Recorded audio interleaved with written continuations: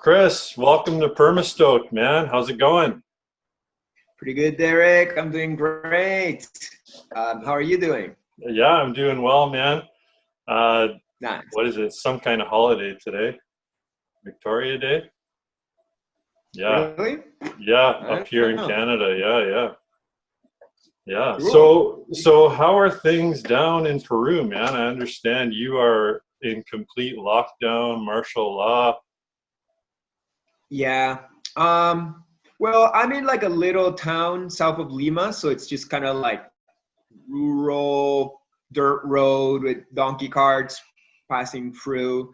Like I can't go out. There's just nowhere to go out. And if I actually get to the part of town where there's people, there's police that would send me back home or give me a fine. So I pretty much just being at my parents' land for the last 2 months. And it's okay, because that's my life usually. Like I stay home and I paint and, just Yeah, enjoy of nature and family. It's not like I'm out too much. But yeah, this is kind of like the time of the year where I'm actually like getting back to cruising out, like, doing festivals or teaching workshops. And yeah, it's okay if I don't do it this year. It's really exhausting and I don't mind having the time for myself. But there's something psychological about like being grounded in one place and not being able to go out for many months and not having the freedom to do what you want in your life. But I guess we're all in that, or most of us. I yeah. don't know. And, just making the most out of it, taking the chance to grow and make art, actually laying out my new book. So, yeah, I'm making the most out of it. Yeah, I wanted to ask you that. How has COVID like affected you spiritually? What kind of insights has it given you? Um, Well, I find because it's been the whole world getting into the same vibration at the same time, there's been general community waves hitting us all. And those are not necessarily positive all the time. Papá, por favor, estoy hablando. And sometimes I'll be like very anxious for no reason and stressed. And I'm not that way too often, but Yeah, I just kind of like feeling it. And then other days I'm like blissful and really like on a really good spiritual vibration. So on the days I'm feeling good, I'm grateful. On the days I'm not doing good, I try to find ways to ground out and also to help the community. So yeah, yeah, but I think it's a really great chance for us to like take a break and observe what we're doing as a collective planet humanity, what we want what direction we want to go into, like what should we change, and also not let it to be a chance for oppression and go in the wrong direction. So there's definitely a lot of things to contemplate and improve. So I think it's a gift, and yeah, we got to make the most out of it. yeah. Yeah, this whole time for the past, 2 months, I've been at home, but I've been working. So there's been a slight change, being home more, but when you're still working for another company, you're still in that mindset. And Okay. and I just recently got laid off, but with the guarantee that I'll be going back to work in 2 months, and I have the supplemental Yeah, and you income can in the get your meantime. CERB, right? Yeah, I get the CERB, so I'm also taking that as a gift. It's really just giving me more time to, yeah, work on me and do the things that I want to do. It's really, really quite something. And I find with what you were saying, I find that this COVID experience sort of amplifies the highs and lows. Yeah, definitely. Once again, because we're all in it together, so and there's less distractions, that we kind of will resonate more, and we're paying more attention, maybe you want it or not. Yeah, Like when you're out in the world and you can get distracted or pull this and that direction, and but when you're at home by yourself or with few people, you kind of gotta start paying attention to your feelings, and that gets intensified. I think that's all good things. Once again, self-awareness and observation, and yeah, I think yeah, for sure. it's a good situation, as much as it's challenging. But challenges are good for growth. Yeah, definitely. So along the same kind of lines, how has COVID and this experience of really grounding affected your art? Um, I've done a couple pieces inspired from it. One was making it as a monster attacking the world, but ultimately transmuting it to a better world, because that's what I would like to believe it's what it's about. Then I Yeah. did another skateboard painting that was about meditation and just the flowering of the being. So yes, there's the transmutation of the world, but there's transmutation of me, the individual, that I want to become a better person. When I come out of this, I want to like be more happy and confident and full. So that takes also self-work. I've been exercising more, getting back to my ideal weight, and I've been doing more yoga, and I've been meditating more. So I'm trying to like really also make sure that I come out stronger, and that reflects in my art. The piece I'm actually working on right now, it's more a chaotic piece of messiness. I have the complication that I can't make it to art store or get delivery. So I'm working with the art materials in hand, like a piece of wood and markers was the one thing that I had left. Like I got acrylics, but I don't have brushes. My brushes all kind of like died on me after the last 5 months here. So yeah, I'm just kind of like experimenting and letting the chaos and randomness of the experience express through a painting. But other than that, I've done commissions too. You gotta keep the bills paid. You can't put them all on pause, unfortunately. So I've been doing some logos and graphics for clients. And as I said, I'm laying out my book, which, you know, it's a job in itself, but it's a very fun one. So it's a little bit retrospective, you know, because each painting has a chapter in my life, and I gotta like look back on it and think and write about it and really get into that energy of like, say, when I was married, because I used to be married. And, you know, and what went wrong. So I really got to observe it so I can then write about it. So it's been like a recapitulation for me, especially this month, which is full of retrogrades. It's kind of like the perfect time to like dive back into the last 10 years of my life to then re-express it through a book. So what's the concept of the book? Is this a biography or a reflection of your art? Yeah, it's a coffee table art book. This is my last one. So it's kind of like a thick piece with like lots of art and skateboards and pictures and but the thing is that my art is more, it's just kind of like the expression of how am I feeling about myself at different parts of life. So it's kind of like I can't avoid but doing it biographically, because it's like, oh, this painting reflected this chapter of my life. So if I do it chronologically, it kind of tells the story of my life as I go along with it. So it's you know, it makes it more fun for the reader to have a storyline too, and you know, the art's about something real. So I think that's what art should be about.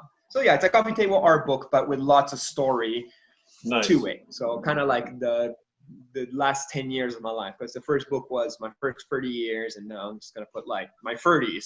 Yeah. My thesis for it. Yeah, I want to get a copy of that book, but I saw it on Amazon. It's like $75 on Amazon. Do you sell it on your site? Yeah.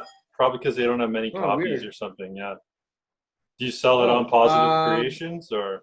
Positive Creation should have it at a cheaper than $75. Wow, no, that's weird that it's so expensive on Amazon. Maybe because it's Canadian dollars, it just inflates. But yeah, I don't know. It's out there. Hopefully, it's not too expensive.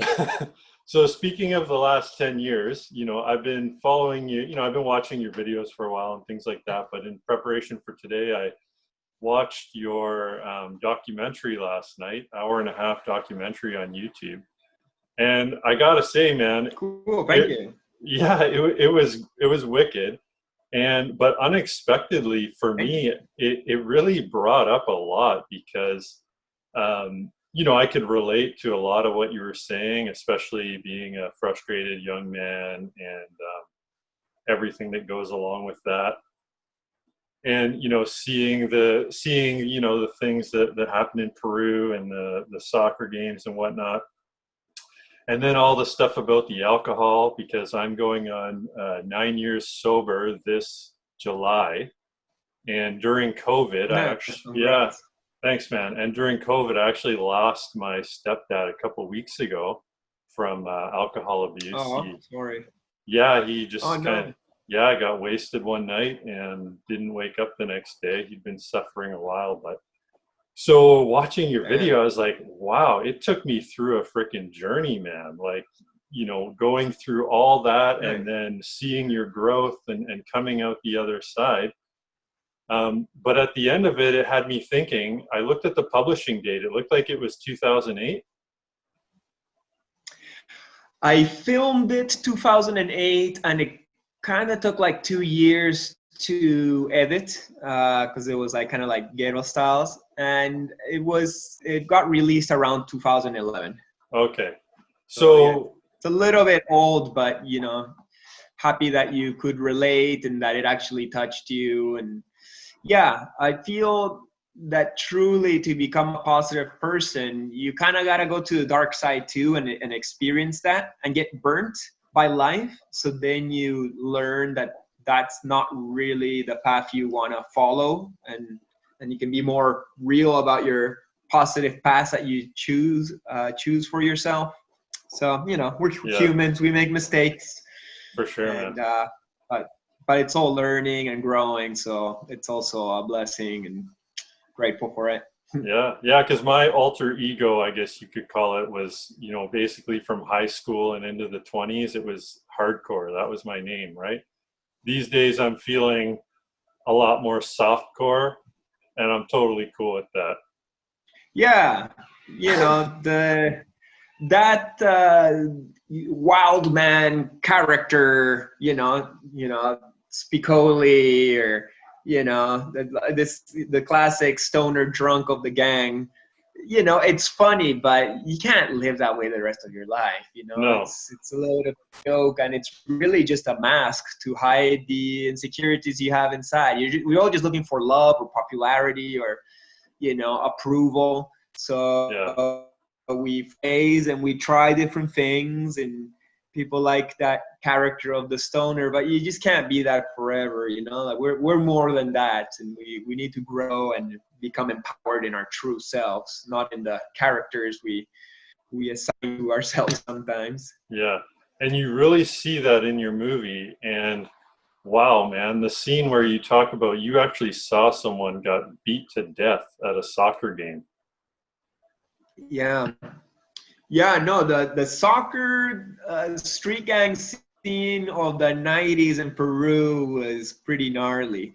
Wow. It's actually not even that bad anymore because it was pre-guns. Once guns started entering the situation, then everybody was dying, and people are like, oh, let's not do this anymore because we don't want to die. But before guns, it was just rock. So it was just kind of everybody throwing rocks at each other, and it was like pretty gnarly and crazy, and especially for like a upper class white kid in the bad part of town, is like the scariest thing, like the biggest adrenaline rush. So yeah, perfect for a 15-year-old. Yeah, for sure, man. And then the tree planting scenes really got me. I did a summer of tree planting as well, out in the East Coast. I did it in Nova Scotia, deep in the woods. Oh wow. Yeah, where were you? Where did all that take place for you? My first year of tree planting was in Northern Ontario. Okay. And then the second year was in Alberta, and the third year was in between BC and Alberta. BC and Alberta pay better than Ontario. But I've never been out east, so that must have been beautiful too. Yeah, because that was my mentality. I'd never been out east, so I thought, what an opportunity to sort of kill two birds with one stone. And it was just gorgeous, man. Yeah, but what I'm told that is very unique about the East Coast tree planting are the ticks. Did you encounter ticks in your journeys? Ticks? Ticks, yeah, like the little insect that burrows into your skin. Lyme disease kind of ticks? Yeah, exactly. I can't remember seeing or thinking about ticks. Okay. Now I'm a lot more aware. I think I'm more aware of it ever since I started going to upper state New York or even California, but can't really remember it like in tree. Well, if there were ticks, you would remember, man. They're pretty hard to forget. And basically it's like, you take your really cold shower if you get the chance, like once every 4 days, and then you know, you get up in the morning and before you go to work, you kind of do a check, and man, you can find them in some pretty odd places. Let's just put it that way. Oh. Yeah. Yeah, I think we were more scared of ticks than bears, probably. Right. Yeah, no, Lyme disease is a bad situation that doesn't leave you, I think. No. Yeah. So well, good you didn't get it. No, man, for sure. So the whole reason I'm going around this is because I'm wondering, okay, so the video sort of came out in 2011, went up to around 2008, 2010. So if you were to continue that movie or make a part 2, what would this sort of chapters, or what did your journey look like from then? I guess I'm asking you this because you've been on other podcasts, you've explained your biography. I'm not going to do that here, you know, but I'm curious if people check that out, what's happened since? Yeah, well, at the end of my documentary, I show my wedding, and it seems like it's like, oh, happy ever after. Okay, so he found love, and he's good to go. But yeah, the 10 years since then, which right now, as I said, I'm kind of like looking over for my book that I'm working on. Yeah, a lot of things happened. I was married for like 5 years, and in the end of 2012, the beginning of 2013, like things really started happening for me, as if like some kind of mystical portal happened. It was really trippy because we were all saying like, oh, what's going to happen in 2012? And then nothing obvious happened. But 2013, it was like blessings, blessings, blessings. And I'm like, holy shit. Like, you know, we got my wife's parents bought us a big apartment by the nicest park in Montreal out of nowhere. Wow. And they were always against our marriage. So it's like unexpected. And then my career started blowing up. So I actually paid all my debts and even had like, you know, abundance. And, you know, got invited to COSM for the first time. And then at the end of the year, I went traveling to Peru for a couple months with my wife, and I did ayahuasca for the first time. So like a lot of good things happened in 2013, 2014. But then 2015, she got really sick, and it just kind of like she could never travel anymore because of it. And our relationship kind of got ruined from it because my career kept on getting bigger and I wanted to travel the world, you know, serving and doing my art, and she just couldn't travel. And she didn't want me to travel because she didn't want to stay home while I'm out there like having fun. And that just got worse and worse, and we had to divorce, and we stayed friends. But it was sad, you know, like all of a sudden I was a 37-year-old out of shape, single, and I'm like, oh my God, like I'm old, I'm fat, no one's gonna like me, I'm gonna end up alone. But at least now I had the freedom to travel. So I traveled around the world for like a year. I went like everywhere I wanted to go. I was like, okay, let's go to Norway, let's go to Russia, let's go to Easter Island, let's go to Bali, let's go to Nepal. All these places I've always wanted to go to, let's go. You know, let's try to forget the pain of your life going down the toilet. Because not only I lost my wife, but I lost a house that I fucking worked so hard to like prepare, even though I didn't pay for it. But so it was hard, and you know, I did find myself through it. I did find my confidence again. I started going to the gym, lost the weight, and I met new girls that made me happy. And yeah, life goes on. My career has continued to grow, more on the side of murals and teaching workshops, a little bit less on the side of skateboard art. And yeah, now I'm in another chapter. I'm in Peru. My parents bought this piece of land 8 years ago, and they've been slowly building this house. So now they got a house in nature that I can come and visit at any point. So I'm happy about that. And yeah, there's definitely a lot of uncertainty of what's going to happen after this chapter of the COVID and me being grounded here for so long. But I'm sure it's all blessings, you know. It's again, it's another portal stepping into the new chapter of humanity, which I hope will be a better one. I can only vibrate optimism that the next chapter for humanity will be a good one, because I don't want to attract the negative one. You know, the negative one is also there, parallel, superimposed, you know, wanting for us to pay attention to it. Like, look at all this shit, look at all this shit. And I'm like, no, I'd rather pay attention to the fact that we're all growing up and we're getting spiritually empowered. So let's keep on working at that, and the negative will just have to melt away because they won't be able to stand against the light. So yeah, I'm hopeful for the future, both in my personal life and for the planet. Yeah, nice. So obviously your business is, called Positive Creations, and you're known for being this positive guy. And I would say in the documentary, I was also really affected by some of the scenes about hitchhiking and that fearlessness that you had, just the trust in the universe to go with $20 and things are going to work out, right? And it sounds like that's still how you function today. Well, I wouldn't say I was fearless, but I was ready to step into positions that had uncertainty and fear and have trust in the process. The tree planting chapter, the hitchhiking chapter happened right after tree planting. I was like 21, 22. You're still pretty, naive and confident at that age. I'm 41 now. So it's not like I'm more afraid, but I'm just so spoiled. It's like, oh, I don't need to hitchhike. I can, fly or whatever I want. Like I got more power now. I can stay in a good hotel. I don't have to stay on the side of the road and be ghetto. I can if I want to, but once again, I got a little bit spoiled. Yeah. But that's not a bad thing either. Like I'm a little bit older and I deserve to stay in the comfort that I deserve. Before I just couldn't afford anything. So you do what you got to do in order to go and get your life experience and learn and grow. But yeah, I got fears, I got insecurities. I'm a normal human being, but I never really let it get in my way too much. Even if a situation is scary, I still try to do it. Like, for example, last summer I went to Palestine to paint at a refugee camps.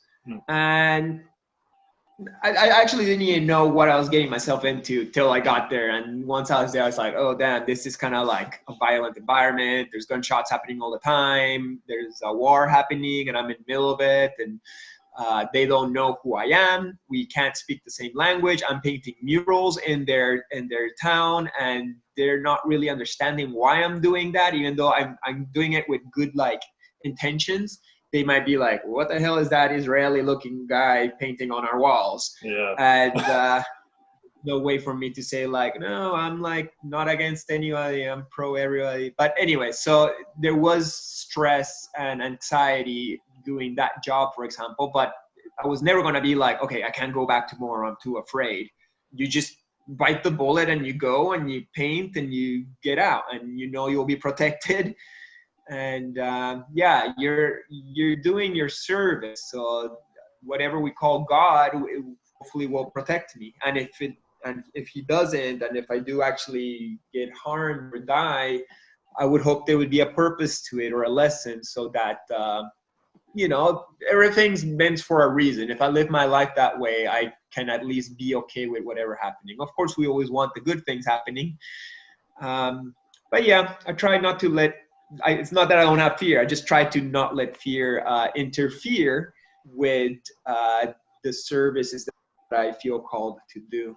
Nice. Yeah. Mm-hmm. So you're 41. Okay, let me ask you this then. So you're my elder by 3 years. I just turned 38.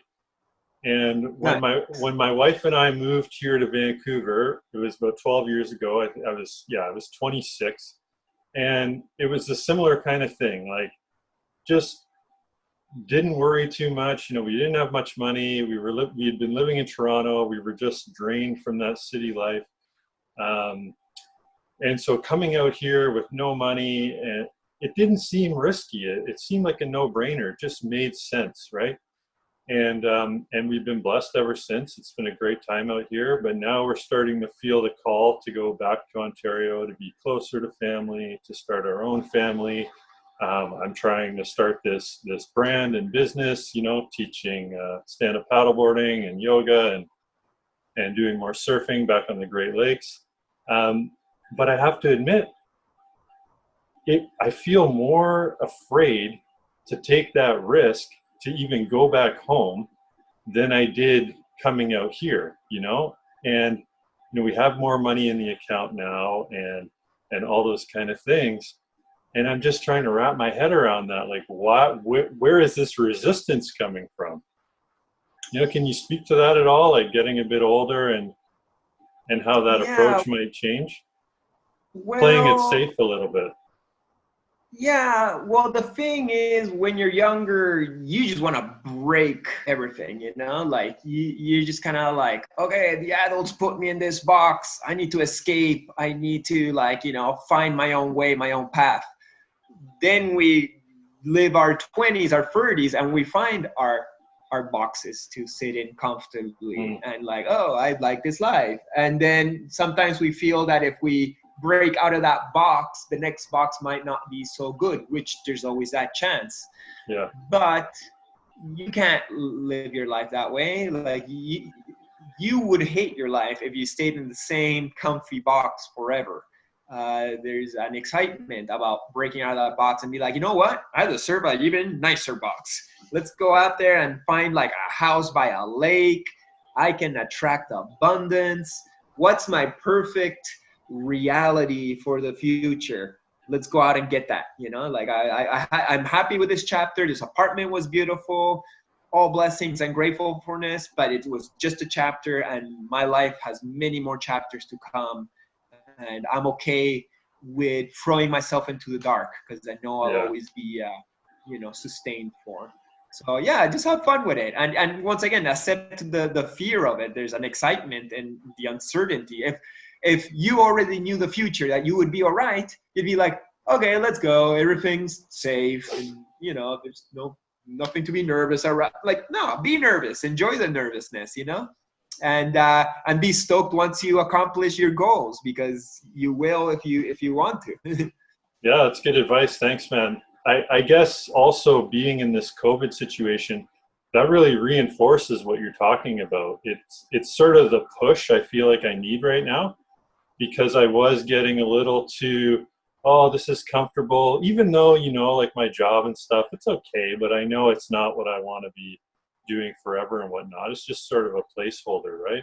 So this COVID really shakes things up, and it's like, hey, like now's the time. Like this is the perfect time to transition, right? So I'm trying to be more receptive to those signs. I had another similar experience when I was younger, and I was feeling this call to go move and live in the Arctic for a while, and everyone just thought I was freaking crazy. And so I did. I ended up moving up to Nunavut, and it was one of the most expensive places to live. I ended up saving the most money I had ever had. I made enough to buy myself a brand new longboard that was waiting for me when I got home, a new custom surfboard. And so I'm trying to go back to that again. Just trust and just throw it all out there. Nice. Yeah. You write your own book of your life, and is it going to be an exciting book? Is it going to be a boring book, a safe book, an exciting book, an unusual book? Like have fun. Like it's your life, and we don't live forever, so might as well make the most out of it. Yeah. So I remember around turning 30, and then the years to come, it was like, man, this is so much better than 20s. Like, it's awesome being in my 30s. I can relax. I'm not so concerned what everybody thinks. I'm more comfortable in my own skin. So does that just continue on into the 40s, or what does that feel like now? Is it a new stage, or? I've had ups and downs, because as I said, I was married, so I was super comfortable, and that's why I got out of shape, because I was like, fuck it, like she's gonna love me either way. I'm just gonna get fat and whatever. We're gonna watch Netflix every night for the rest of my life, and my sex life will be what it'll be, and that's it. Very comfortable in that. And then that got removed, and I had to be like, oh shit, I gotta reinvent myself here and start again. So there was kind of like a return of Saturn at the end of my 30s. Do you know a return of Saturn? So basically at the end of your 20s, Saturn comes knocking at your door and challenges you and tells you like, okay, like time to drop your bullshit before you go to your 30s, drop your bullshit and that's why a lot of rock stars die at 27. Yeah. But so I basically had one of those at the end of my 30s where it's like, okay, Chris, like you're back to zero here. Let's drop your bullshit and let's get into your 40s like a fucking pimp ass person. So that's where I was like, okay, cool. Like, yeah, let's let's go to the gym, let's eat better, let's be, I started doing a lot more shamanic practice and going to the jungle of Peru to do my shamanic medicines. And yeah, I'm still, 41, still working hard at myself and always want to improve and grow. But yeah, the more I do improve and grow, the more comfortable I can be with myself, the more I can allow myself to be. So yeah, I would like to think that inside things always get better. But I've had my waves, I've had crashes where I'm just so depressed too. And you're like, fuck, but that's life. Yeah, man. So I was checking out the shaman that you work with, Herbert something. Yeah, Quinteros. Yeah. So, the whole ayahuasca thing, I'm extremely curious, but whenever I ask people about it, they don't really reveal too much. And so I'm really curious, like, what is in that experience? Like, what is exactly happening? And what should you be expecting? You don't know what she's gonna do. That's the thing, It's really I can't be all like, oh well, this is what it's happened. I can tell you what happens when you're on mushrooms, but I can't tell you what happens on ayahuasca because it's almost like you opened up a portal to a alien conscious entity that's gonna like check you out first. And she knows you already because she's connected with the web of all reality and the God mind. And she's like, okay, cool, I need to do this. It's like she's like a mechanic that looks at the broken car and it's like, okay, this guy's dirty. He needs an oil check first. So the first ceremony could just be oil check. Or the first ceremony could be, hello, this is who I am. This is what I can do. Enjoy the ride. Next one, I'm gonna get you. Next one won't be so fun. So enjoy this one. That was what happened to me. My first ayahuasca ceremony was like the fucking best psychedelic journey ride ever. Okay. And then the second one was like no visions. She just lit me on fire, and there I was sitting on fire for hours. Wow. Because she needed to melt away some of my dirt and recollect it and then put it in the furnace of my belly and then for me to puke out because I needed to get rid of some anger. By now I've done it like 30 times. Every ceremony is different. There's similarities in certain episodes. Like there's the sickness part where you're just so sick and you really want to puke and that's it, trying to get rid of your dirt. There's the times where it's time to enjoy the D&T ride and she's just dancing for you and you get ecstatic. She's done everything to me. She's made me feel like my pain and my fear really intensely. It's like, feel it, feel it, feel it. And you're like, oh, girl, feel the pain and the sadness and all the bad. And she'll be like, but you see how you're still standing? You see how you're still alive and you can live life even with this amount of pain? It's like, yes, okay, so now go back to living life and don't fear it so much, It's just all lessons. And other times she's just a full-on psychologist, like talking to you, being like, oh, what's your relationship with this person? And why do you think you act this way? And, it's like a little butterfly that goes around you, like putting mirrors and being like, look at yourself, who are you, who am I? Like you cannot figure out who she is. You're like, what the fuck, And then other times she takes you like deep into like other dimensions and shows you like the Akashic tree of life, of the library of all knowledge and energy, which is connected to God. It's like, this is the nature of reality and this is what you got to connect yourself to so you can feed other humans through it. There's been other times where she's electrocuted me and I explosive puke to try to get like a parasite from the depths of my belly. There's been other times where I've allowed myself to let go and I've just disappeared into the phase where you go past certain dimensions where you become everything and nothing at the same time. where I've also gone with bufo. That's why I was able to recognize it. It's like, oh, here's where I went with the bufo frog.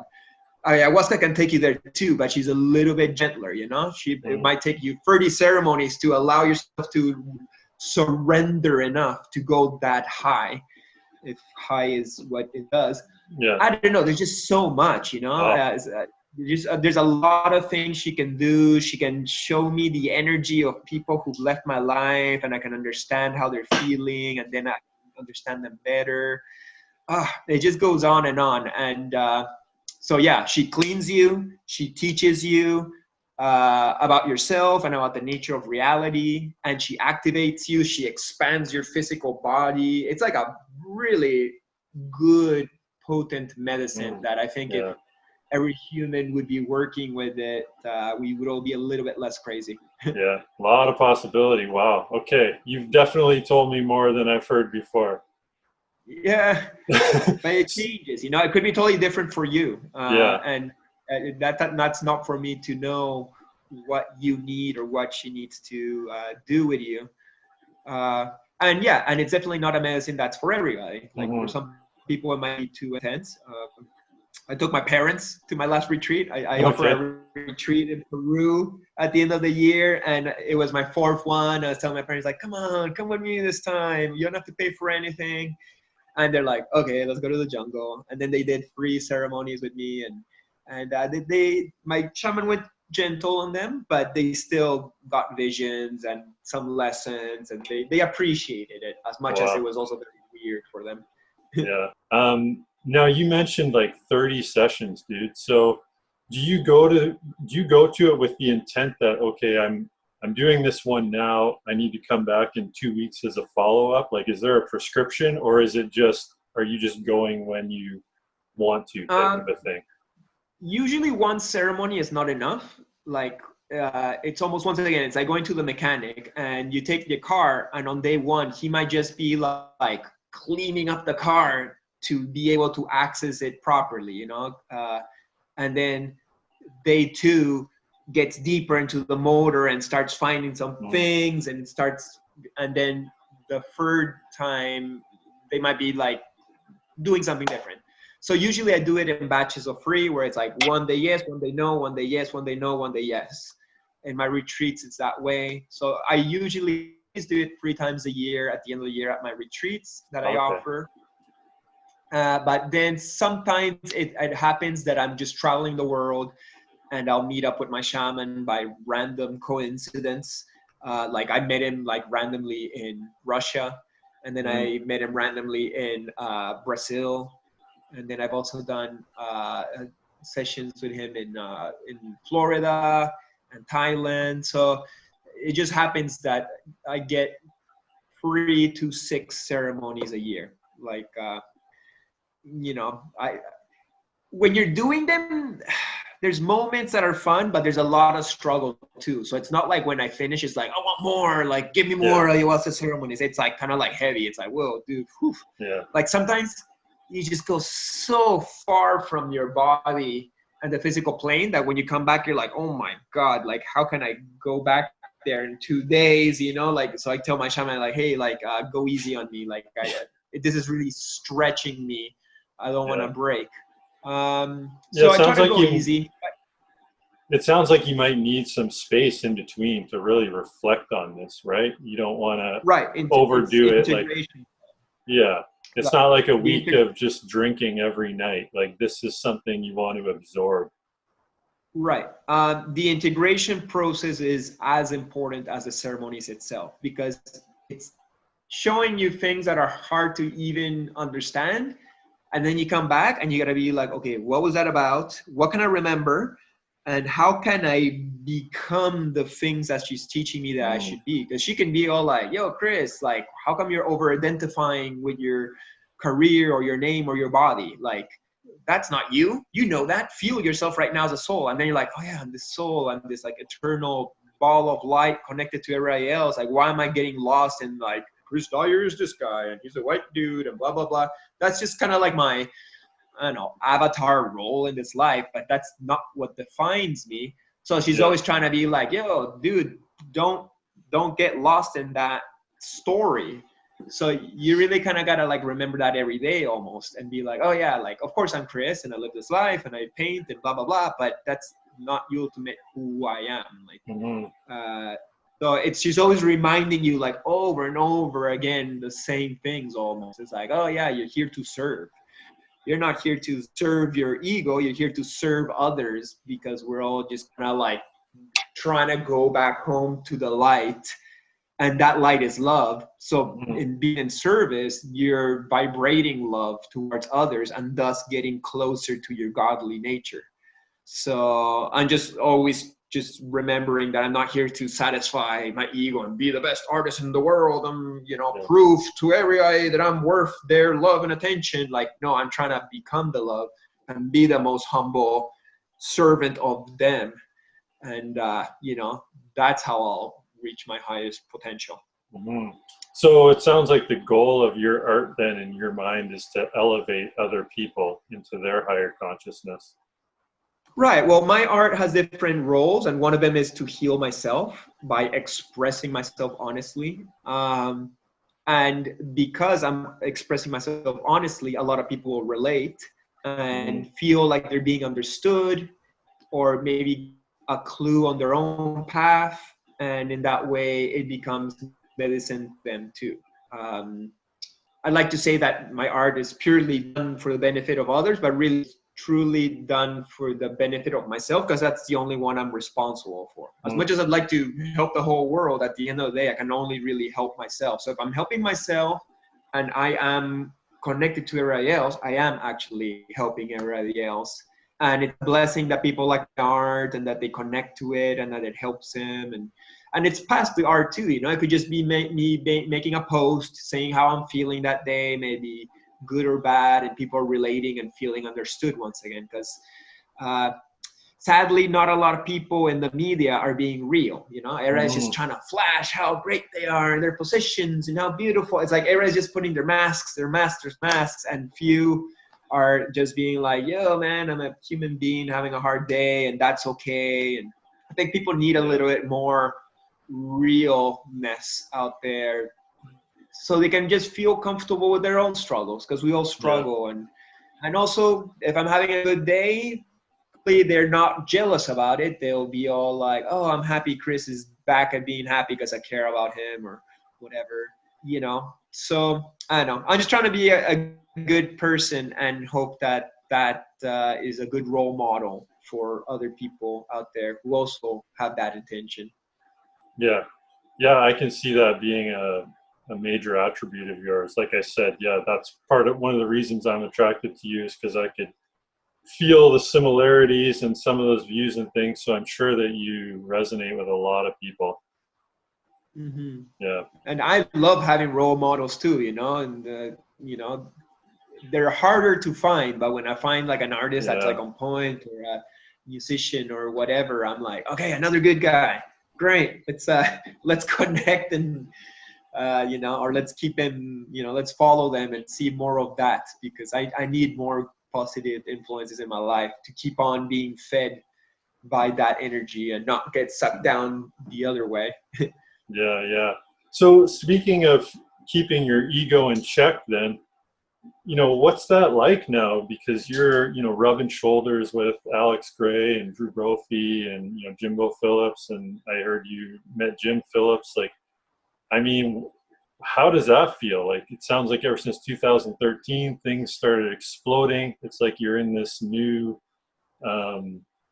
category almost. Like, how do you manage that? And well, these people that I'm attracted to, like Alex, Drew, Jimbo, Jim, these are all really nice, humble humans that happen to do amazing art and be the legends of their movements, but they're just kind of like me, just dudes doing their thing, and they're happy to be of service, to make other people happy, and they don't take themselves too seriously. Or, not that they think they're jokes, but they're not like, oh my God, I'm this guy and that guy. Like, you can see a lot in the art world. And when I meet artists who are like, oh my God, I'm this guy because everybody tells me I'm cool, now I think I'm cool.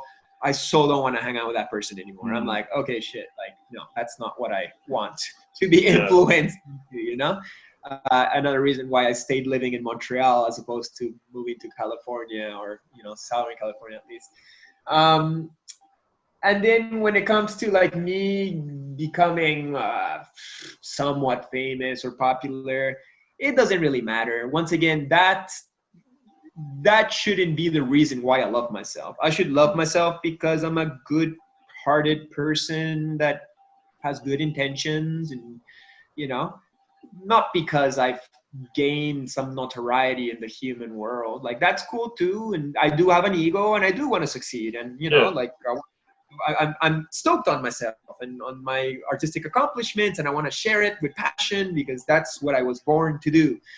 But, you know, at the end of the day, may I make beautiful art or ugly art, or may I be popular or not, I would still love to love myself as much. And that's always the goal. Because many days I don't love myself. Many days I still feel low self-esteem or insecure. You know, I'm a human being. And once again, those outside rewards or acknowledgments, or, you know, you can't let the world be your confirmation that you're good. You got to know that you're good.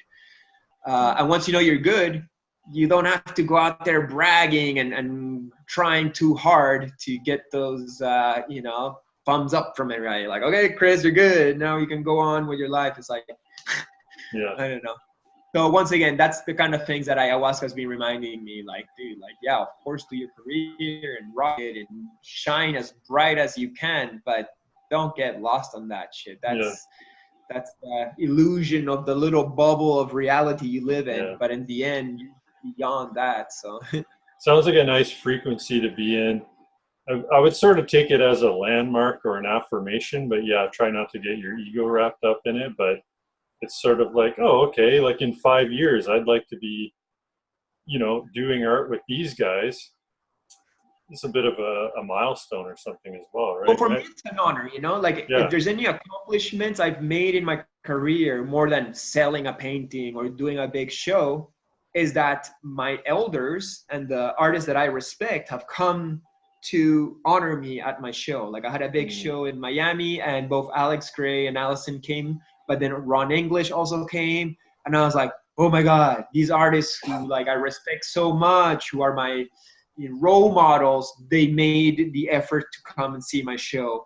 My show's a success now. You know, may I sell 0 paintings or lose a bunch of money, those people who matter to me came, you know? Not that I just care about them because they're famous, but it's just because they're my elders. They are where I would like to be at their age. So to get that, it's nice, you know. But at the end of the day, it's also very nice if they didn't come and I still served my art to a bunch of fans who really needed that medicine. So that's what it's about. So yeah, nice perspective. Yeah. So tell me a bit about this. So I am currently getting back to, you know, I was always drawing when I was a kid. I've always been more of a creative than a logical person or anything like that. So especially during COVID, I've been drawing. My wife got me the Drew Brophy starter kit for Christmas. So I've been using the Posca pens and painting and whatnot. But I have a bit of a blockage, and I noticed that I could draw the exact same thing that you drew or Drew or somebody else drew. And for some reason, when I see yours, I think, man, that looks great. But then when I look at mine, I think, oh, that looks like dog shit. And, you know, and I'm looking for, how do I get over that? Like, how do you believe in your work? Because really when I'm drawing, I look at an object and I can draw it in my own way, the same way you do. And I'm thinking, why do I honor other people's stuff and not my own? I would just recommend not to compare yourself. And I do that too, you know, like I got my style and I love my style and it's great. But then if I look at some artist that's really good at realism and I look at their work for like a while and then I go back to look at my work looks flat all of a sudden. It's like, oh, I don't like my art anymore because I was getting so excited by this art that in my brain is brand new as opposed to my art, which I know so well. So what they're doing is more interesting to me, at least in that moment.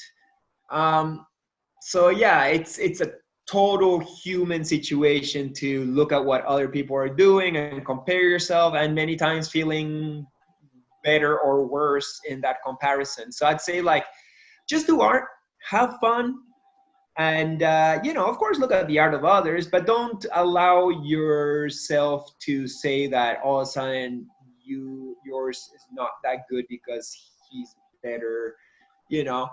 Use the whole thing where you admire other people's arts to stoke and be like, wow, that's such a level. Let's keep on working harder to get there, at least in my own way.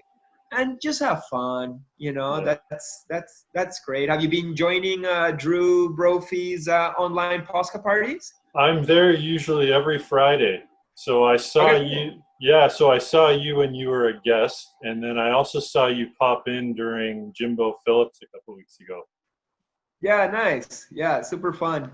Yeah, those are really fun. And I've actually never really met them in person. We were just kind of like on touch online, but can't wait to the next time I go to California and meet him in person. Yeah, I bought one of his boards too. I actually got to send him his PayPal, but the board he painted on my special that I had with him, I was like, I want to buy that board. So wow. Yeah, I also saw a video there where your parents' compound has tons and tons of walls. So are you getting murals up on all those right now? It's the plan. Well, in Peru, or at least where I'm at, I'm in Lima area. So I'm 2 hours south of Lima, and Lima area is a big desert. And the rule, because you just can't go to a piece of sand and be like, okay, I call this square of sand. The government can't just be like, all this sand is ours. It's just like a bunch of sand. So the rule is, if you build a house in any property in anywhere around Lima and you live in it for like a year or two, that chunk of land becomes yours. So my dad bought this property and it had no walls, but he can buy it. But if somebody comes and builds a house, they get to own it, even though my dad bought it. Really? So, yeah, weird, right? This is very strange. I know.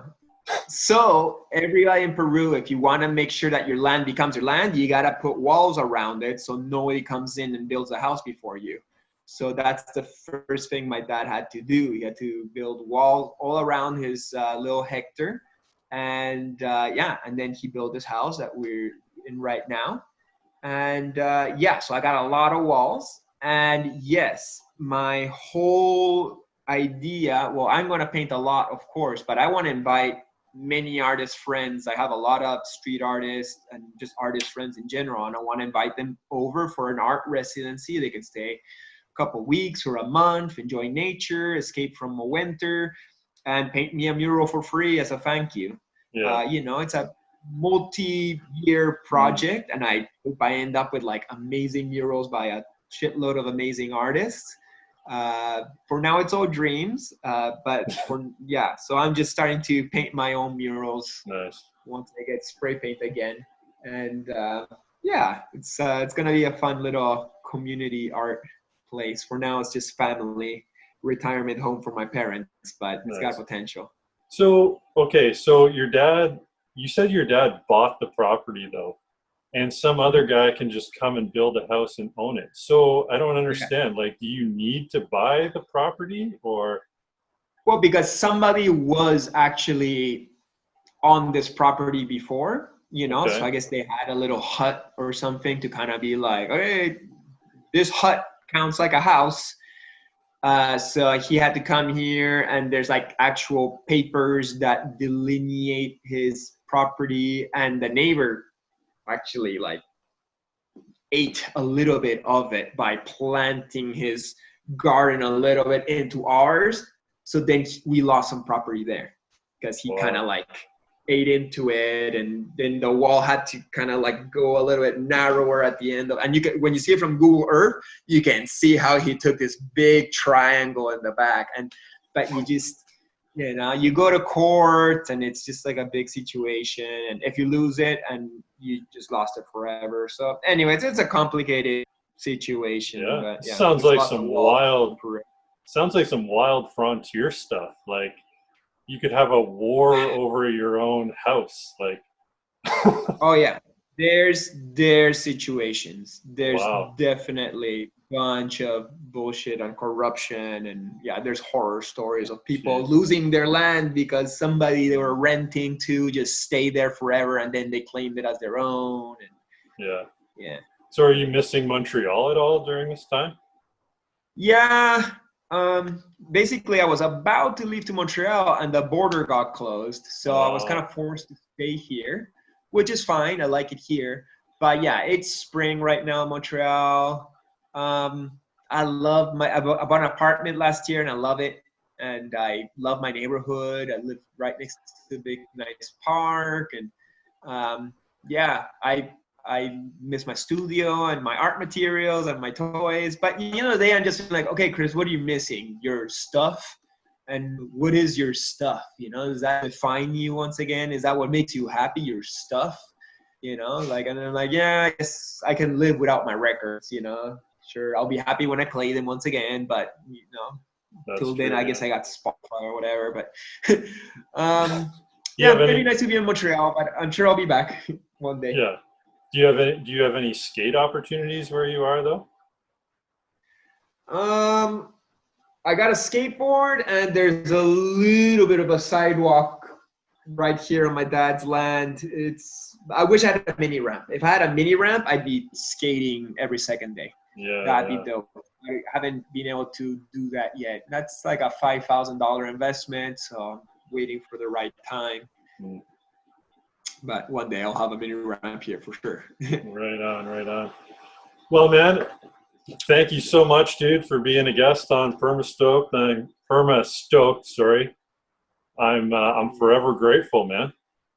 Yeah, no problem, Derek. Thank you so much for having me over.